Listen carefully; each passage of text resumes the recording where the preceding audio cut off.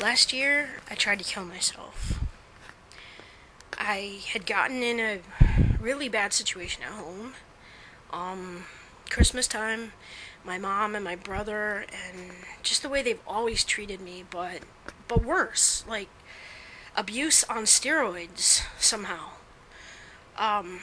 It just treated me. They just treated me like crap, absolute crap, and they have many times, but I lost it that day. I mean, I really, really lost it that day. And I drove my car into Traverse City, from Sutton's Bay into Traverse City, and I got into Traverse City, and I was looking for, it was Christmas, so there was a lot of snow, a lot of piled, shoveled, mounds of snow. But I was looking for something to hit. Something, obviously, that wasn't another person. I didn't want to take anybody else with me. At least, no, I guess I really didn't. I was going to say I didn't want to take anybody whom I didn't know. But this was a journey I wanted to make alone anyway. And be with my dad again. I admit that's part of it. I lost him 2 years ago, and it's... It's a long story, which I will maybe tell you someday, but anyway, so I was looking for something to drive my car into, something really big and really strong, and I was driving along Grandview Parkway, and I saw this tree, this tree that where the snow was not quite as high there, and the tree was a big, mature, old tree. And it was pretty close to the road, and I thought, I can so hit that tree. I can so hit that tree. And so I put my foot on the accelerator and sped up, to get over the snow. I had to speed up a lot to get over the snow and go right into that tree. And I really, really expected that to happen. What actually did happen was I got caught up on the snowbank, and my car just sort of spun there with the wheels all in the air, kind of teetering, and then it ended up, I thought it was going to flip over, so I thought, well, okay, if I can't go that way, I'll go by being crushed as my car flips over. Though with my luck, I would have just, at the time, as I was thinking, I would have just tipped over and been upside down going, okay, this sucks. Anyway, I just got stuck there. And this really nice guy came up behind me in a pickup truck and, asked if I needed to borrow his phone to call AAA, at which I was just like, I was totally deflated, as, wow, this didn't work out like planned, and now I'm just really pissed, and still really depressed, and so I called AAA because I had to get my car out of there, but then I just sort of abandoned it. I don't know. No, that's not right. At some point a police officer came up. Oh, a police officer saw me and stopped and asked what was wrong, and he could tell something was wrong with me, and he had me get out of the car, and seemed to be really worried that I was going to walk out into traffic, and in fact he said something to his partner that pulled up in another car to make sure that I didn't go out in traffic, and I didn't even know what happened to my car after that. They just drove me away. I actually didn't care what happened to my car after that. I didn't care. Didn't even think about it.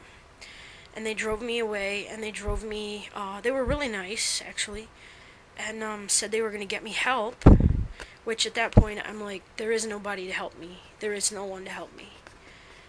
Because nobody can be nice to me for some reason. Everybody treats me badly is how I felt. I felt very, very abused by my family and by people in life. Just seem to misunderstand me all the time, And they took me to the hospital, to Munson Hospital in Traverse City.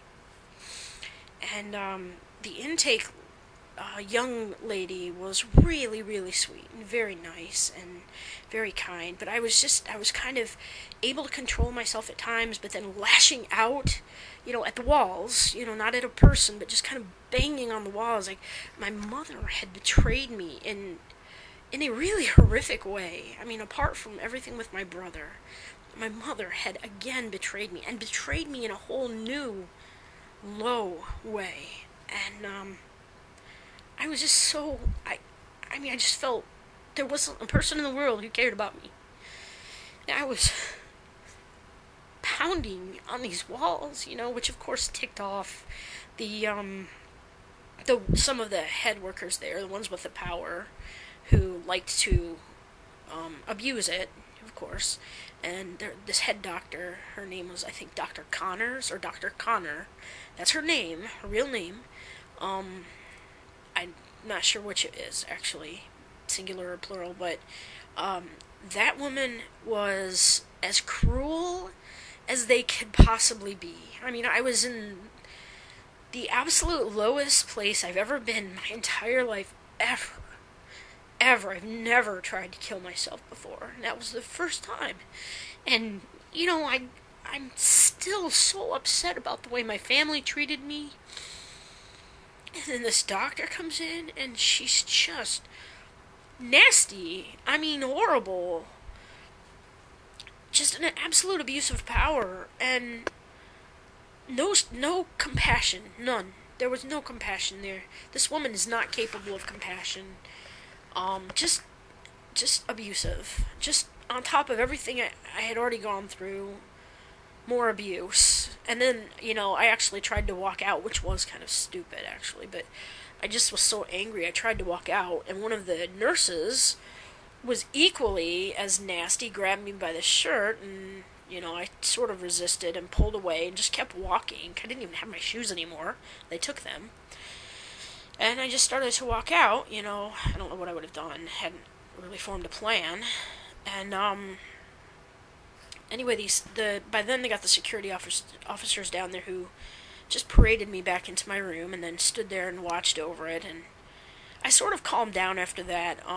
Got a lot of the anger out of me, and the actual anger got it physically out of me, and was just sort of left just saddened, and so I wasn't any trouble to them then, just very sad. I did apologize to that nurse, though, who refused to accept my apology. I said, I'm sorry, I'm really not like this normally. I'm just, this is not a good day. I'm having a really bad day, and I'm sorry.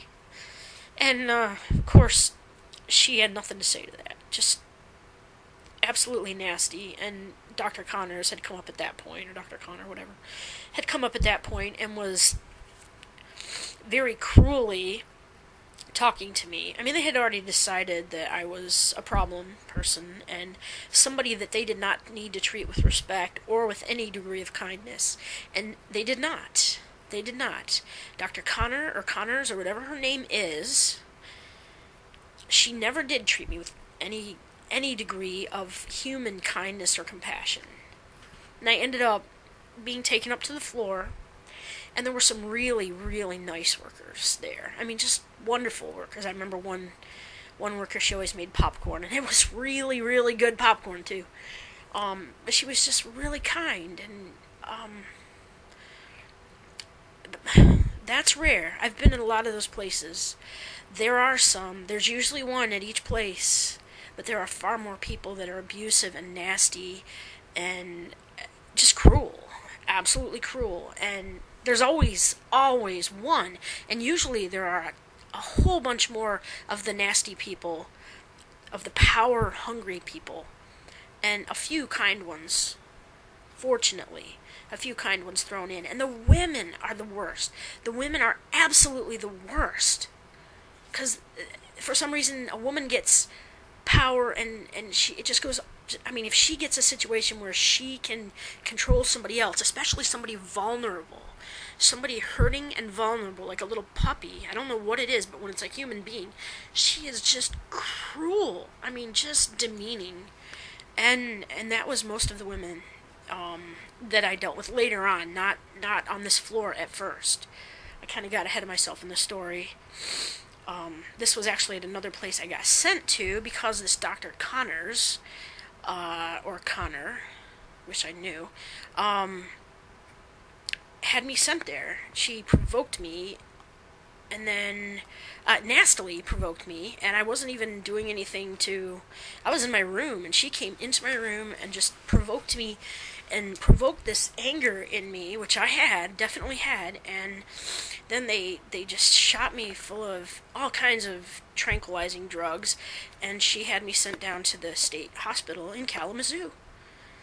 And, I guess that's a good place to be in the story, because not really much else happened at the hospital itself. Well, actually, no, something did. And I'm going to take a break here. That'll be a second file. I'll continue in a little bit.